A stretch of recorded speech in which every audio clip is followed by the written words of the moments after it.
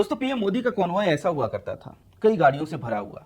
लेकिन अब पीएम मोदी का काफिला कुछ ऐसा है। जी हाँ दोस्तों, ये 140 करोड़ भारतीयों के प्रधानमंत्री का काफिला है। दुनिया की सबसे बड़ी अर्थव्यवस्थाओं में से एक के मुखिया का काफिला है। ये भारत के प्रधानमंत्री का काफिला है, उस प्रधानमंत्री का जिसे तीसरी बार जनता ने बहुमत के साथ चुना है।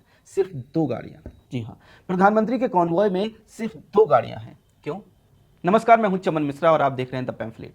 पीएम मोदी के कॉन्वॉय पर हम बात करें उससे पहले आप हमारे चैनल सब्सक्राइब कर लें, बेल आइकन भी दबा दें और इस वीडियो को लाइक और शेयर जरूर करें। दोस्तों, पश्चिम एशिया संकट के बीच प्रधानमंत्री मोदी ने लोगों से अपील की है कि वे पेट्रोल और डीजल की खपत को कम करें, जरूरत पड़ने पर ही कार का इस्तेमाल करें। साथियों, हमें पेट्रोल डीजल का उपयोग कम करना होगा। पीएम मोदी ने देश से अपील की है तो उसे खुद पर कैसे लागू नहीं करते? वो तो करना ही था, क्योंकि हर बार और बार बार वे ऐसा करते हैं।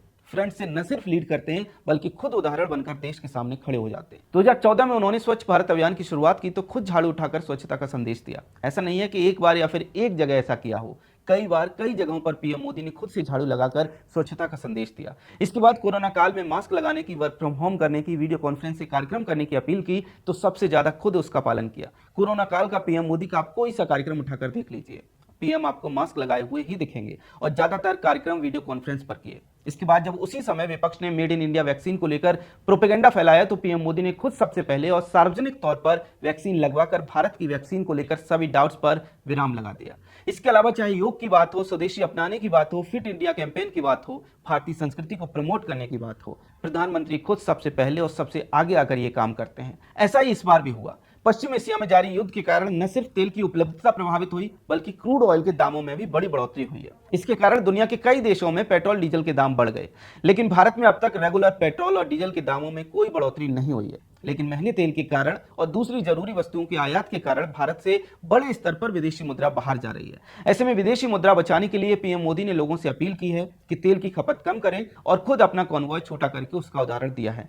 प्रधानमंत्री स्टेट्समैन हैं और शायद वे सबसे अच्छे तरीके से जानते हैं कि कितना बड़ा संकट सामने खड़ा है, इसलिए वे बार बार लोगों से अपील कर रहे हैं। पीएम ने अपना काफिला कम करके उदाहरण भी पेश किया है। लेकिन दोस्तों, सच में दिल पर हाथ रखकर बताइए कि क्या देश के प्रधानमंत्री का कॉन्वॉय ऐसा होना चाहिए?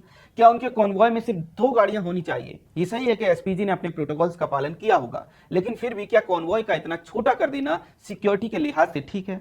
आप अपनी राय कमेंट सेक्शन में बताइए। लेकिन मेरा निजी तौर पे मानना है कि हम सभी देशवासियों को प्रधानमंत्री से ये अपील करनी चाहिए और बार बार करनी चाहिए कि वे ऐसा ना करें। प्रधानमंत्री की सुरक्षा सर्वोच्च होती है, इससे ज्यादा महत्वपूर्ण देश में और क्या ही हो सकता है। और फिर प्रधानमंत्री कभी भी ना तो छुट्टी पर होते हैं, ना ही घूमने जा रहे होते हैं, ना ही किसी भी निजी काम के लिए जा रहे होते हैं। वे जहां भी जाते हैं देश के लिए जाते हैं। एक बात और समझिए, जो भी भारत का दुश्मन है वो प्रधानमंत्री मोदी का दुश्मन है और भारत के दुश्मन कम नहीं है। कई बार हम देखते हैं कि पीएम मोदी को मारने की धमकियां दी जाती हैं, उनकी हत्या के षड्यंत्र के खुलासे पुलिस करती है। यह भी मत भूलिए कि जनवरी 2022 में पंजाब के फिरोजपुर में पीएम मोदी की सुरक्षा में चूक की बात सामने आई थी। उस समय 15 से 20 मिनट तक प्रधानमंत्री का काफिला एक फ्लाईओवर पर फंसा हुआ था।